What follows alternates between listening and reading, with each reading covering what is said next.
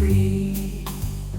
Out in Nebraska, started with a vision bright, a weaver of hair and stories, bringing our past to light, taking art, taking history for everyone to see. From the galleries of LA to Black Legacy in California, where he's keeping it strong. Oran Z, holding history where it truly belongs. Black museums rising, letting every voice speak, celebrating our journey, our strength so unique. Only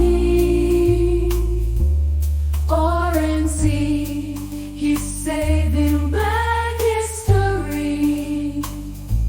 From California sun to the Omaha streets, down to Louisville, where roots one no one beats. He's preserving our culture, keeping it free.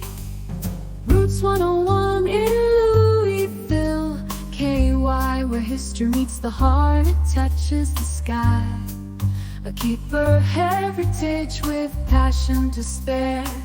Oran Z lifting voices, making people aware, bringing unity and pride to every story he tells, from bondage to freedom and everything that gels. With over 200 books, he's paving the way for the future to remember.